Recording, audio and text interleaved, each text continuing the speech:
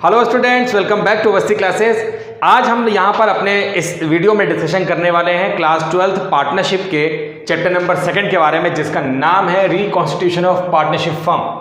हम chapter start करें इसके पहले मैं आपको एक इंपॉर्टेंट बात जो कि हर बार मैं आपसे कहता हूं वो फिर से एक बार रिपीट करना चाहूँगा। मैंने आपसे कहा कि लास्ट ईयर से क्वेश्चन पेपर का पैटर्न चेंज हो गया है। 20 मार्क के वहाँ पर match the column, one word या MCQ बहुत सारे आने लगे हैं। इस वजह से हमारे लिए थ्योरी पोर्शन भी बहुत ज़्यादा इंपॉर्टेंट हो गया है। और तब जबकि हम चैप्टर नंबर 2 स्टार्ट करें पार्टनरशिप का, हमारे लिए कुछ थ्योरी के कंसेप्ट क्लियर कर लेना बहुत ज़्यादा जरूरी है, क्योंकि थ्योरी कंसेप्ट समझने के बाद ही हम अगर चैप्टर को आगे बढ़ाएंगे तो हम न्यूमेरिकल क्वेश्चन को बहुत आसानी से और बहुत एकदम अंडरस्टैंडिंग वे में वहां पे समझ पाएंगे और उसको एक्सप्लेन कर पाएंगे। तो यहां पर रिकॉन्स्टिट्यूशन ऑफ पार्टनरशिप फर्म हमारे लिए चैप्टर नंबर 2 है। अगर आप NCERT बुक यूज करते हैं तो NCERT बुक में आपको ये चैप्टर दिख जाएगा। अगर आप कोई रेफरेंस बुक यूज करते हैं तो वहां पे आपको चैप्टर ये इस हेडिंग के नाम से ना दिख के वहां पे chapter change in existing PSR के नाम से भी दिख सकता है। मैं आपको यहाँ पर सिस्टमेटिक वे में बताऊंगा कि हमें चैप्टर किस सीक्वेंस में पढ़ना है और चैप्टर के अंदर अब हमें क्या क्या पढ़ना है। पार्टनरशिप क्लास 12th में हमारे लिए अभी हमने अपने जो प्रीवियस वीडियोस हमने अपलोड किए उसमें हमने चैप्टर नंबर 1 देखा। चैप्टर नंबर 1 जिसका नाम था फंडामेंटल ऑफ पार्टनरशिप, और फंडामेंटल ऑफ पार्टनरशिप में हम लोगों ने देखा कि पार्टनरशिप क्या होती है, पार्टनरशिप डीड क्या होती है, एब्सेंस ऑफ पार्टनरशिप क्या होता है, उसमें कौन कौन से रूल्स एप्लीकेबल होते हैं, एब्सेंस ऑफ पार्टनरशिप डीड के केस में कैसे अकाउंट्स बनाए जाते हैं, पार्टनरशिप फर्म में अगर एग्रीमेंट है तो अकाउंट्स कैसे बनाए जाते हैं, पार्टनर्स के प्रॉफिट लॉस एप्रोप्रिएशन अकाउंट क्या होते हैं, पार्टनर्स के fix capital, current capital, fluctuating capital क्या होती है, guarantee, past adjustment, interest on drawings, capital adjustment, ये सारा कुछ हम लोगों ने अपने चैप्टर नंबर 1 में देख लिया है। और आप लोगों ने अभी तक अगर चैप्टर नंबर 1 के हमने कई सारे वीडियो अपलोड किए, अगर आपने नहीं देखे हैं तो डेफिनेटली पहले आप हमारे प्लेलिस्ट में जाइए और वहाँ पे कंप्लीट सेगमेंट चैप्टर नंबर 1 के लिए प्लेलिस्ट बनी है, वहाँ से आप सारे वीडियो सीक्वेंस में देख सकते हैं। चैप्टर नंबर 2 है और चैप्टर नंबर 2 जैसा कि मैंने आपसे कहा कि चैप्टर नंबर 1 अगर आप देखें तो आपको ये बात बहुत अच्छे से क्लियर है कि पार्टनरशिप का जो एग्जिस्टेंस होता है वो पार्टनर्स के एग्रीमेंट से होता है। अगर आप चैप्टर गौर से देखेंगे तो लिखा है reconstitution of partnership firm. Reconstitution means reconstruction. हम वापस से पार्टनरशिप फर्म के जो कॉन्स्टिट्यूशन थे उसे वापस से हम नया बनाने की कोशिश कर रहे हैं।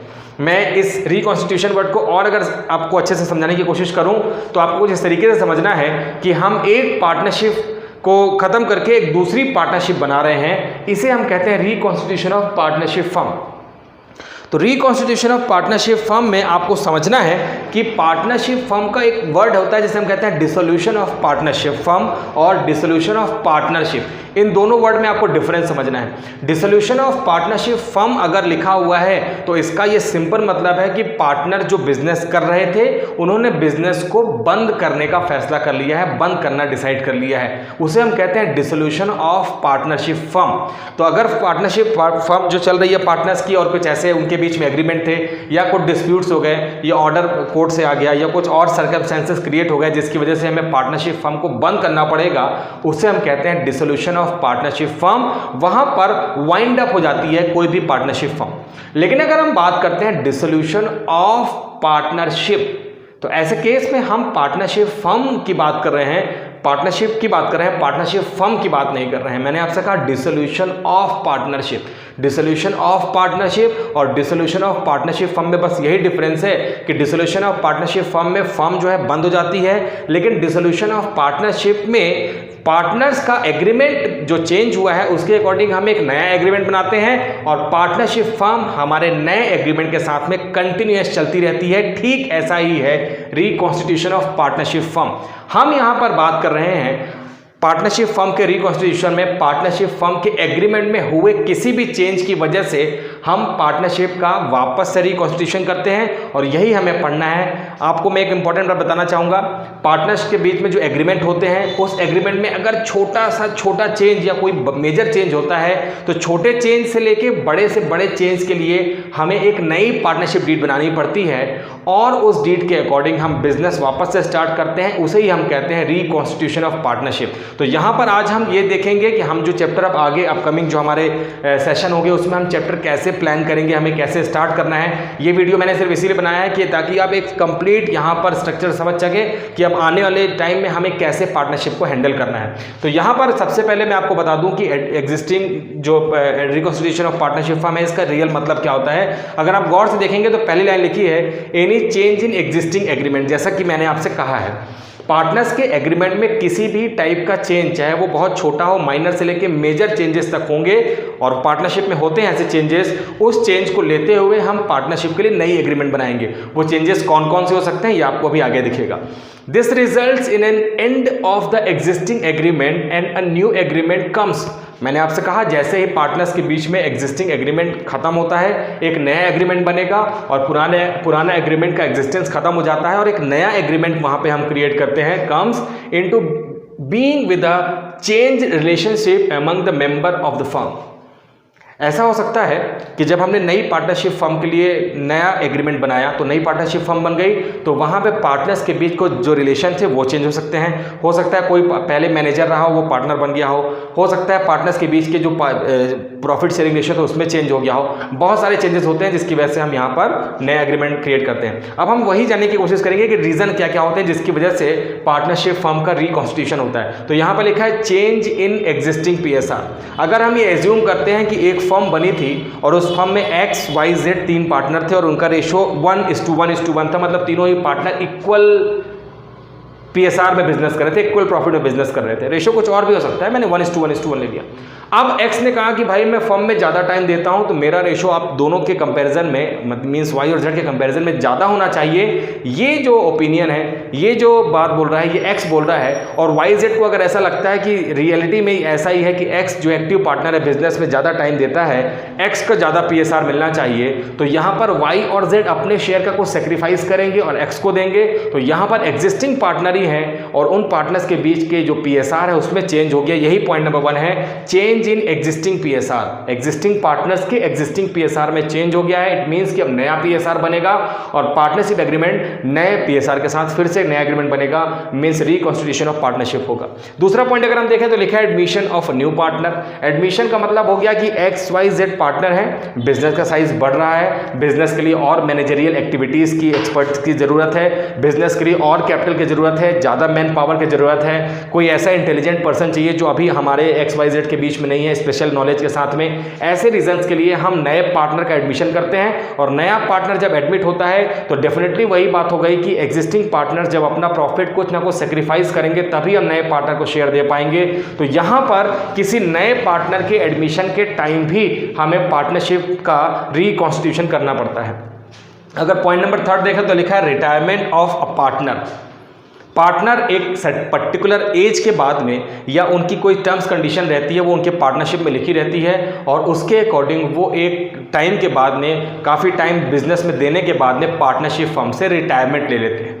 रिटायरमेंट लेने के बाद भी अब जो पार्टनर्स के बीच में एग्रीमेंट था, अगर हम ये मानते हैं कि XYZ 3 पार्टनर है जिसमें से Z जो है वो रिटायरमेंट ले रहा है, तो एग्रीमेंट जो एग्जिस्टिंग एग्रीमेंट है वो XYZ तीनों के बीच में है। लेकिन क्योंकि अब Z रिटायरमेंट ले रहा है और अब पार्टनर X और Y ही बच जाएंगे, तो एक नया एग्रीमेंट बनेगा जो सिर्फ X और Y के बीच में होगा। इसका मतलब ये हुआ कि एग्रीमेंट में चेंज हुआ, जिसकी वजह से हम अपने एग्जिस्टिंग पार्टनर्स के PSR में चेंज कर रहे हैं और हम रिकॉन्स्टिट्यूशन ऑफ पार्टनरशिप कर रहे हैं। डेथ और insolvency of any partner. Death का मतलब आपको पता है, डेथ और रिटायरमेंट में एक फर्क आपको बता दूं, बाकी अकाउंटिंग ट्रीटमेंट दोनों में करीब करीब सेम होता है, जो कि हम अभी आगे देखेंगे। डेथ और रिटायरमेंट में एक सिंपल फर्क ये है कि डेथ की डेट जो है वो अनसर्टेन होती है, लेकिन पार्टनर्स में रिटायरमेंट की डेट जो है वो हमने फिक्स कर रखी है, बता रखा है कि पार्टनर एक सर्टेन पीरियड के बाद रिटायर हो सकते हैं। तो यहाँ पर डेट का फर्क है। एक और मेजर यहाँ पर डिफरेंस आप समझने की कोशिश करिए कि पार्टनर जब लंबा टाइम तक बिजनेस में देता है और उस टाइम के बाद रिटायरमेंट होता है, तो रिटायरमेंट के बाद जो भी एक लमसम अमाउंट होता है पार्टनर का, वो हम पार्टनर के अकाउंट में डायरेक्ट ट्रांसफर करते हैं, क्योंकि पार्टनर अभी जीवित है, पार्टनर अभी जिंदा है। लेकिन डेथ के केस में हम उसके नॉमिनी, जिसे हम लीगल एग्जीक्यूटर या लीगल हायर कहते हैं, उसके अकाउंट में ट्रांसफर करते हैं। तो ये एक छोटा सा चेंज और है, आपको समझना होगा जब हम न्यूमेरिकल क्वेश्चन इसके सॉल्व करेंगे। इंसॉल्वेंसी का मतलब होता है, इंसॉल्वेंसी में एक कंडीशन होती है जिसमें हमारी लायबिलिटी इतनी बढ़ जाती है कि हम अपने बिजनेस की सारी एसेट्स को बेचने के बाद भी उस लायबिलिटी का पेमेंट नहीं कर पाते हैं। हम कोर्ट के पास जाते हैं और कोर्ट हमें इंसॉल्वेंट वहां पे डिक्लेयर कर देता है। इंसॉल्वेंसी की एक सिंपल सी डेफिनेशन आपको बताता हूं, excess of liability over assets. जब किसी पार्टनर की लायबिलिटी उसकी एसेट्स से ज़्यादा हो जाए, क्योंकि हम डबल एंट्री सिस्टम पढ़ते हैं, एसेट्स हमेशा लायबिलिटी के बराबर होती है, लेकिन कोई ऐसा एडवर्स कंडीशन क्रिएट हो जाए कि लायबिलिटी ज़्यादा हो जाए, एसेट्स कम रहे, उसे हम इंसॉल्वेंसी कहते हैं। अगर वो कोर्ट के पास जाता है, और इंसॉल्वेंसी के केस में भी हमें पार्टनरशिप का रिकॉन्स्टिट्यूशन करना ही पड़ता है, ये भी हम देखेंगे। और लास्ट है एमलगमेशन ऑफ 2 और मोर फर्म्स। हम ये एज्यूम करते हैं कि एक फर्म थी जिसमें 3 पार्टनर XYZ थे, एक दूसरी फर्म थी जिसमें 3 पार्टनर ABC थे। दोनों ही पार्टनर ने देखा कि इनका भी सेम बिजनेस है, ये भी सेम बिजनेस कर रहे हैं और हमारे बिजनेस का जो कंपटीशन है वो अननेसेसरी, हम इस कंपटीशन को बढ़ा रहे हैं। दोनों ने अपने आप को मीट आउट कर लिया और जो कंपटीशन इन दोनों के बीच में था वो खत्म हो गया है। ये दोनों अपने बिजनेस की दोनों मिलाने के बाद एक जैसा बिजनेस करेंगे। एमलगमेशन का मतलब होता है जब 2 बिजनेस या 2 से ज़्यादा बिजनेस आपस में मिल जाएं और दूसरों को कंपटीशन दें जो कि अभी एक दूसरे को दे रहे थे, इसे हम एमलगमेशन कहते हैं। और एमलगमेशन जब होगा तो पार्टनर्स के फर्म में एग्रीमेंट में चेंज होगा, जिसकी वजह से हम रिकॉन्स्टिट्यूशन ऑफ पार्टनरशिप फर्म करेंगे। तो ये रीज़न है जिसकी वजह से हमें पार्टनरशिप करना है, पार्टनरशिप में रिकॉन्स्टिट्यूशन करना है। एक और मज़ेदार बात आपको बताता हूँ। हमने देखा है एग्जिस्टिंग पार्टनर का PSR चेंज हो रहा है, एडमिशन हो रहा है, रिटायरमेंट हो रहा है, डेथ हो रहा है, इंसॉल्वेंसी हो रही है। अगर मैं सिर्फ पॉइंट नंबर 5 को यहाँ से हाइड कर दूँ तो आपके अपकमिंग जो चैप्टर्स हैं, आपके अपकमिंग जो लेसन्स हैं, यूनिट्स हैं, वो बिल्कुल इसी सीक्वेंस में है। हमें इसी सीक्वेंस में चैप्टर आगे बढ़ना है और ये हमारा लास्ट यहाँ पे हो जाएगा। इसके बाद हम डिसोल्यूशन ऑफ पार्टनरशिप फर्म भी पढ़ेंगे और हम अपनी पार्टनरशिप को कंप्लीट कर लेंगे। तो इसे आप या तो कंसेप्ट समझिए, नंबर ऑफ चैप्टर समझिए। हमें देखना है कि हमें सबसे पहले कौन से कंसेप्ट को समझना है। तो सबसे पहले हम समझेंगे चेंज इन एग्जिस्टिंग PSR। तो चलते हैं, जो कि मैंने लिखा है change in PSR among the existing partner. Partners के चेंजेस, क्योंकि मैं आपको एक और इंपॉर्टेंट बात बता दूं, अब ये 5 पॉइंट मैंने कहा कि अपकमिंग हमारे सारे चैप्टर हैं जो हम अपने क्लास 12 के सिलेबस में कंप्लीट करेंगे। तो हर एक पॉइंट को हम डिटेल में डिस्कशन करेंगे, जिसके लिए पॉइंट नंबर 1 मैंने लिखा है change in PSR among the existing partners. जब फर्म के एग्जिस्टिंग पार्टनर जो कि एट प्रेजेंट पार्टनर हैं, उनके PSR में, PSR का मतलब आपको पता है उनके प्रॉफिट शेयरिंग रेशियो में जब कोई चेंज हो जाता है एग्जिस्टिंग पार्टनर्स के, मैंने आपसे बताया कि 1:1:1 था, अभी 3:2:1 करना चाहते हैं या कोई और दूसरा रेशो करना चाहते हैं, तो इसे हम चेंज कहते हैं। और ऐसे चेंज के लिए हम अपनी पार्टनरशिप फर्म के एग्रीमेंट में चेंज करेंगे और चेंज करने से क्या क्या कॉन्सिक्वेंसेज होंगे, उसके अकाउंटिंग ट्रीटमेंट क्या होंगे, यह भी हमें देखना होगा। आपको ये समझना होगा कि चेंज कर देने से सिर्फ एग्रीमेंट चेंज नहीं हो जाता है, एग्रीमेंट चेंज होने के बाद में बहुत सारे अकाउंटिंग ट्रीटमेंट करके हमें अपने बुक्स ऑफ अकाउंट में भी उसे चेंज करना होता है। आइए देखते हैं डिटेल में पॉइंट नंबर 1 को, change in PSR among the existing partner. Change is necessitated due to, जो चेंजेस हैं वो क्यों ज़रूरी हैं। यहाँ पे हम बात करते हैं कि एग्जिस्टिंग पार्टनर्स के PSR में अगर हम चेंज की बात करते हैं तो ये चेंज क्यों नेसेसिएटेड, मतलब ये चेंजेस क्यों ज़रूरी हो जाते हैं। इसको मैंने पॉइंट वाइज यहाँ पे एक्सप्लेन करने की कोशिश की है, आई होप आपको समझ में आएगा। तो पॉइंट नंबर 1 लिखा है चेंज इन कैपिटल कंट्रीब्यूशन। जो पार्टनर्स हैं, मैंने कहा X, Y और Z 3 पार्टनर हैं, अगर तीनों ही पार्टनर इक्वल कैपिटल लगाते हैं, बिजनेस में इक्वल टाइम पार्टिसिपेट करते हैं, इक्वल टाइम स्पेंड करते हैं वर्क बिजनेस को रन करने के लिए, तो ऐसे में हो सकता है पार्टनर का PSR इक्वल रहे। लेकिन नॉर्मली होता क्या है, जो पार्टनर्स होते हैं वो अलग डिफरेंट क्वांटम ऑफ अमाउंट वहाँ पे इंट्रोड्यूस करते हैं as a capital, working time भी सबका किसी का कम किसी का ज़्यादा होता है। ऐसे केस में वहाँ पर अगर आप देखेंगे तो पॉइंट नंबर 1 लिखा है change in capital contribution due to change in capital contribution. जो उन्होंने कैपिटल लगाई है, कैपिटल का जो क्वांटम ऑफ अमाउंट है, किसी ने ज़्यादा लगाया है किसी ने कम लगाया है। मान लेते हैं X ने 1 लाख रुपीज़ कैपिटल लगाई है, लेकिन वहीं पे Z ने 50,000 रुपीज़ कैपिटल लगाई है। तो ये जो quantum of amount ups and down हो रहे हैं, कम ज़्यादा हो रहे हैं, इसकी वजह से जिसने ज़्यादा कैपिटल लगाई है हो सकता है वो ज़्यादा डिमांड करता हो कि मैंने ज़्यादा कैपिटल लगाई है, मुझे ज़्यादा प्रॉफिट चाहिए, इस वजह से चेंज हो सकता है। तो पहला पॉइंट लिखा है। अगर आप दूसरा पॉइंट देखेंगे active participation in the management, मैंने आपसे अभी कहा कैपिटल एक अलग एस्पेक्ट हो गया, बिजनेस में टाइम स्पेंड करने एक अलग एस्पेक्ट हो गया। एक पार्टनर है, मान लेते हैं वो पार्टनर Y है और वो बिजनेस में X और Z के कंपैरिजन में ज़्यादा टाइम देता है, ज़्यादा वहाँ पे कस्टमर से इनकाउंटर करता है। ऐसे केस में Z ये डिमांड करता है कि मैं बिजनेस को रन करने में ज़्यादा टाइम देता हूँ, मुझे ज़्यादा प्रॉफिट मिलना चाहिए। Z की इस बात को लेकर अगर वो अपने एग्रीमेंट को चेंज करते हैं तो ये चेंज के हमारे लिए रिक्वायर्ड हो सकता है। अगर पॉइंट नंबर 3 देखें, लिखा है 1 और more of the existing partner, ये बहुत इंपॉर्टेंट पॉइंट है, बहुत अच्छे से समझिएगा। 1 or more of the existing partners may acquire extra share in the profit at the cost or more of other partner। तो यहाँ लिखा है कि जितना उन्होंने कॉस्ट लगाया है पार्टनर ने, उसके कंपैरिजन में वो ज़्यादा प्रॉफिट दे रहे हैं। फिर से देखिए क्या लिखा है, लिखा है कि 1 or more of the existing partner, 1 या 2 एग्जिस्टिंग पार्टनर जो हैं में एक्वायर एक्स्ट्रा शेयर, वो ज़्यादा शेयर एक्वायर कर रहे हैं इन द प्रॉफिट, किस में ले रहे हैं, प्रॉफिट में ले रहे हैं, एट द कॉस्ट और मोर ऑफ द पार्टनर, जो उन्होंने कॉस्ट लगाई है जो कि दूसरे पार्टनर ने भी लगाई है, लेकिन जितनी दूसरे पार्टनर ने भी कॉस्ट लगाई, कॉस्ट का मतलब यहाँ पे कैपिटल से है, उसके कंपैरिजन में ज़्यादा प्रॉफिट ले रहे हैं। उनके प्रॉफिट को कम करने के लिए कि भाई सबको बराबर प्रॉफिट मिलना चाहिए या जितना कॉस्ट है उसके अकॉर्डिंग प्रॉफिट मिलना चाहिए, तो उसमें हम चेंजेस कर सकते हैं। और लास्ट पॉइंट जो कि इन तीनों पॉइंट का यहाँ पर अगर आप देखें रिप्रेजेंट करता है, और वो पॉइंट है order to maintain equity among partners.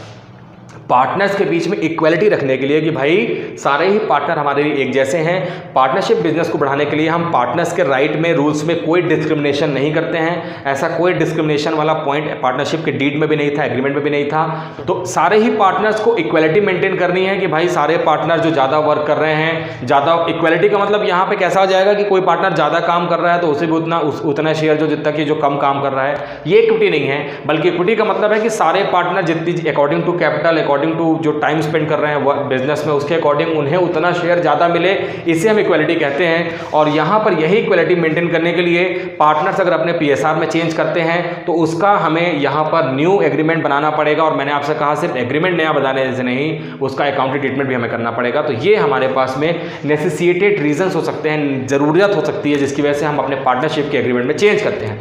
अब बहुत जल्दी आते हैं कि यहाँ पर अकाउंटिंग जो एडजस्टमेंट रिक्वायर्ड है वो कौन कौन से एडजस्टमेंट होंगे। मैंने आपसे बता दिया कि जब हम पार्टनरशिप फर्म का रिकॉन्स्टिट्यूशन करेंगे तो हम एक नया एग्रीमेंट बनाएंगे, पुराने एग्रीमेंट को अब हम गायब करेंगे, नया एग्रीमेंट बनाएंगे।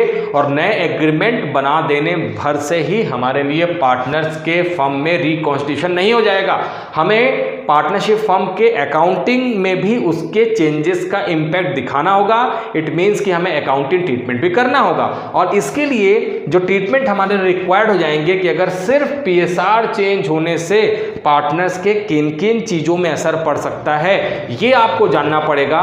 सिर्फ एक चेंज है देखिए PSR में, लेकिन उसकी वजह से कितने सारे अकाउंटिंग ट्रीटमेंट आपको करने पड़ेंगे, ये आपको समझना है। और हम अब अपने अपकमिंग चैप्टर में यही सब अकाउंटिंग ट्रीटमेंट जानने की कोशिश करेंगे।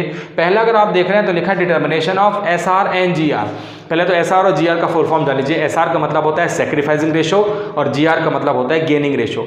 जब कोई पार्टनर अपने PSR में चेंज कराएगा, मैंने आपसे कहा XYZ 3 पार्टनर हैं और X गेन करेगा, X बोलता है मुझे ज़्यादा शेयर दो। हो सकता है कि X का ज़्यादा शेयर Y और Z दोनों मिलकर अपने अपने पार्ट से सेक्रीफाइस करें।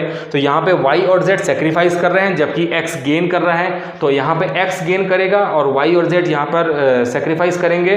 तो ऐसे केस में जब सेक्रीफाइस और गेन जो हो जाएंगे, कोई गेनर होगा कोई सेक्रीफाइजर होगा, ऐसे का अकाउंटिंग ट्रीटमेंट हमें करना पड़ेगा। और वो ट्रीटमेंट हमें कहाँ कहाँ करना पड़ेगा, अगर आप देख रहे हैं तो लिखा है अकाउंटिंग फॉर गुडविल।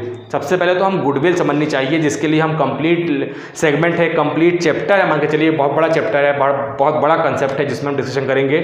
छोटे एकदम सिंपल वे में बता देता हूँ आपको शॉर्ट में कि गुडविल का मतलब होता है पार्टनरशिप फर्म के लिए गुडविल इंटेंजिबल फिक्स एसेट्स होती है, एक वेरी इंपॉर्टेंट एसेट्स होती है गुडविल। और गुडविल का अकाउंटिंग ट्रीटमेंट, गुडविल के वैल्यूएशन के मेथड, गुडविल क्या होती है, इसे हम कैसे समझ सकते हैं, ये सब मैं आपको बताऊंगा अपने अपकमिंग वीडियोस में। तो अकाउंटिंग ट्रीटमेंट हमें गुडविल का भी करना है कि PSR चेंज होने से गुडविल के में क्या चेंज हो जाएगा, ये हम देखेंगे।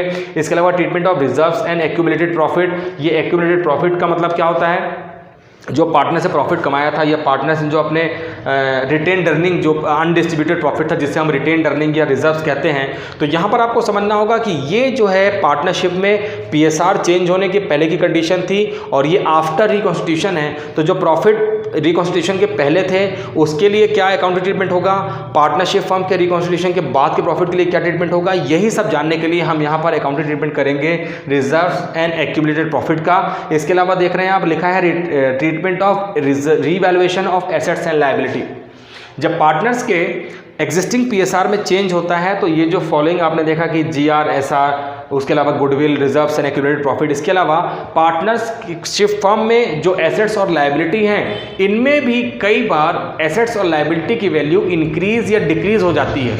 और ऐसे इंक्रीज या डिक्रीज का अकाउंटिंग ट्रीटमेंट हम अपने अकाउंट्स में करेंगे, उसके लिए हम सेपरेट ट्रीटमेंट करेंगे। और लास्ट अगर आप पॉइंट देख रहे हैं तो लिखा हुआ है एडजस्टमेंट ऑफ कैपिटल। आप लोगों ने फंडामेंटल में देखा कि हम पार्टनर्स के करंट कैपिटल अकाउंट के साथ में फिक्स कैपिटल अकाउंट बनाते थे, अगर हम वो नहीं बनाते थे तो हम पार्टनर्स के लिए फ्लक्चुएटिंग कैपिटल अकाउंट बनाते थे, और अल्टीमेटली जो सारा अकाउंटिंग ट्रीटमेंट था वो हम पार्टनर्स के कैपिटल अकाउंट में ला के वहाँ पर मर्ज करते थे। तो ये बहुत इंपॉर्टेंट है कि ये सारे चेंजेस जो रहे हैं इसके लिए हम पार्टनर्स के कैपिटल में ट्रीटमेंट करें, और जब पार्टनर्स के कैपिटल में ट्रीटमेंट करेंगे तो इसे हम एडजस्टमेंट ऑफ कैपिटल बोलते हैं। हमें सेपरेट ट्रीटमेंट हर पार्टनर के कैपिटल करना होगा, क्योंकि बैलेंस शीट में पार्टनर्स की कैपिटल ही उठ के फिर वहां चली जाएगी, ट्रांसफर हो जाएगी। तो अल्टीमेटली पार्टनर्स के कैपिटल में जितने भी चेंजेस होंगे उनके इंपैक्ट आएंगे, और हमें यहाँ पे डिटेल में पार्टनर्स के कैपिटल में हुए चेंजेस को भी देखना पड़ेगा। तो ये सारे चेंजेस रिक्वायर्ड हैं आपको जो सीखने होंगे, और मैंने आपसे बता दिया है कि यही हमारे जो आप पार्टनरशिप में फंडामेंटल के बाद जो नेक्स्ट बचे हुए चैप्टर्स हैं वो यही सारे चैप्टर हैं। यही चैप्टर आपको डिटेल में पढ़ने हैं, जो आपके पास में बुक है उस बुक से हम पढ़ेंगे। और एक और इंपॉर्टेंट बात मैं आपको बता देना चाहता हूं कि हम पढ़ जरूर रहे हैं एग्जिस्टिंग पार्टनर्स की पीएसआर में चेंज, लेकिन एग्जिस्टिंग पार्टनर्स के चेंज, क्योंकि जब चेंज होगा तो ये मैंने आपसे कहा कि गुडविल में चेंज होगा, ट्रीटमेंट रिजर्व्स एंड सरप्लस में चेंज होगा। तो सबसे पहले हम पार्टनर्स के चेंज देखेंगे, और चेंज के बाद हम पार्टनर्स के गुडविल का ट्रीटमेंट देखेंगे कि पार्टनर्स में गुडविल क्या होती है। तो हम अपने अपकमिंग वीडियोस में गुडविल के कंप्लीट ट्रीटमेंट देखेंगे, अकाउंटिंग ट्रीटमेंट और गुडविल कैसे फाइंड आउट करते हैं वेरियस मेथड से, ये हम अपने नेक्स्ट वीडियोस में देखेंगे। इस वीडियो में फिलहाल इतना ही रखते हैं, नेक्स्ट वीडियो में फिर नए कंसेप्ट के साथ मैंने आपसे कहा इसी चैप्टर को आगे बढ़ा के मिलेंगे। तब तक के लिए wish you all the very best and take care of yourself.